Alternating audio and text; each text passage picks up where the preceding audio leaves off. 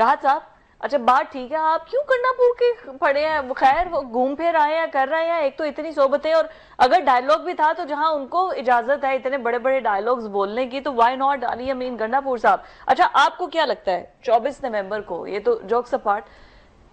کیا علی امین گنڈا پور وہاں پر رکیں گے، دھرنا دیں گے؟ کیونکہ فائنل کال یہی ہے کہ ہم نے عمران خان کو باہر نکالنا ہے۔ دیکھیں جی، گنڈا پور سے میرا ذاتی تو ایشو نہیں ہے، ورکر اینالائز کرے سچویشن، سوال کرتے ہیں، پوچھتے ہیں، اور پوچھنا بھی چاہیے، اور بینگ جرنلسٹ، بینگ پاکستانی، ہم بھی سوال کرنے کا حق تو بہرحال رکھتے ہیں۔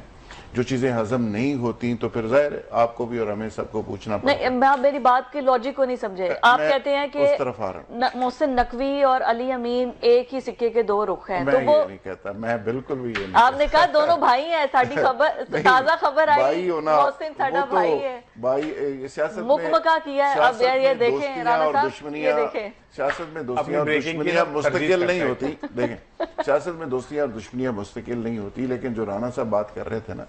ابھی انہوں نے ایک لمبی گردان پوری نون لیگ کے لوگوں کی گنوائی۔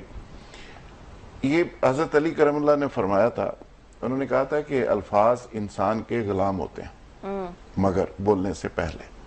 جب انسان وہ الفاظ بول دیتا ہے تو پھر انسان ان الفاظ کا غلام بن جاتا ہے۔ یہ سارے سیاستدان جو ہے نا ان الفاظ کے غلام ہیں۔ اگر ان کی سٹیٹمنٹیں نکال کے چلانا شروع کر دے نا، خدا کی قسم لوگ، میں وہ لفظ نہیں یہاں کہنا چاہتا،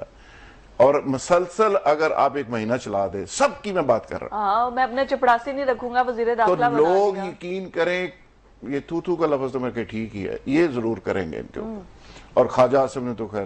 کوئی حیا اور شرم کی بھی بات کی، وہ بھی لوگ ضرور پوچھیں گے کوئی شرم کوئی حیا۔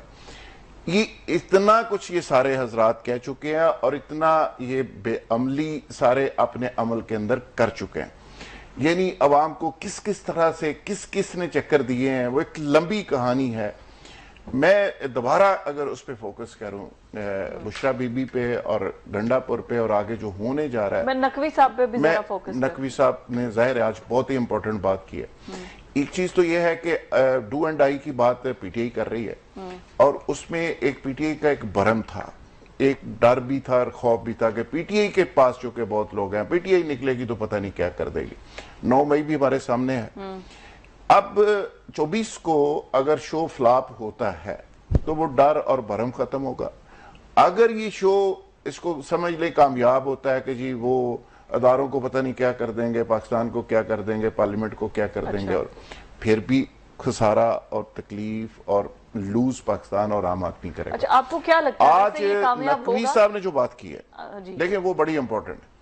جو گراؤنڈ بنائی جا رہی تھی نا پی ٹی آئی لیڈرشپ کی طرف سے کہ جی 3 رکنی کمیٹی بن گئی، مذاکرات چل رہے ہیں، میں نے بھی کہا کہ یہ پہلا احتجاج ہے جس میں مذاکرات پہلے اور احتجاج بعد میں ہوگا، لیکن انہوں نے آج اس پہ کانٹا مار دیا، انہوں نے کہا کوئی مذاکرات نہیں ہے، انہوں نے کہا کوئی مذاکرات نہیں، چھٹی،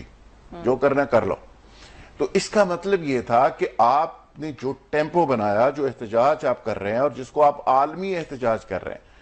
آپ یہ کہہ رہے ہیں کہ پوری دنیا کے اندر احتجاج ہوگا، اس احتجاج کو گورنمنٹ اس طرح سے نہیں لے رہی۔ آپ بے شک کنٹینر کہہ دیں، بے شک جو مرضی کہہ دیں، 40,000 شیل کہہ دیں، 50,000 گولیاں کہہ دیں ربڑ کی دوسری نے، اور 2,000 پیلٹ گنز کہہ دیں، آئی جی صاحب کی دھمکیاں گنوا لیں، سب کچھ کر، لیکن گورنمنٹ کھڑی ہے کہ ریٹ آف دی اسٹیٹ ہم نے قائم کرنی ہے۔ اس کی کاسٹ کیا ہوگی؟ پھر اگین میں عرض کروں گا بھی یہ پاکستانی کہ پھر پاکستان اس میں خسارے میں ہوگا، نقصان صرف پاکستان کا ہوگا، عام آدمی کا ہوگا۔ دونوں حضرات اگر وہ ادھر سے کوئی ہارتا ہے یا ادھر سے ہارتا ہے، یہ پھر سیاست تو ان کی پھر چلتی رہے گی، لیکن پاکستان ہار رہا ہے اس لڑائی کے اندر، پاکستان ہار رہا ہے۔ آج بھی سیاستدانوں کو، سارے سٹیک ہولڈرز کو میں اگین کہوں گا کہ ٹیبل پہ بیٹھنا چاہیے، درمیانی راستہ نکالنا چاہیے، قوم کے بچوں کو نہیں مروانا چاہیے، ان کا مستقبل تباہ و برباد نہیں کرنا چاہیے، تعلیمی ادارے بند نہیں ہونے چاہیے، اور اگر کوئی انقلاب کا بہت بڑا پلان بانی پی ٹی آئی کے ہاتھ لگ گیا ہے تو اس کو قوم کے سامنے رکھنا چاہیے۔ درمیانی راستہ جتنا بار بار کہہ رہے ہیں، میری خواہش ہے کہ وہ درمیانی راستہ ہم لوگ ہی مل کے نکال دیں، کوئی ہمیں پتہ ہو کہ وہ درمیان والا راستہ نہیں نکلنا ہے۔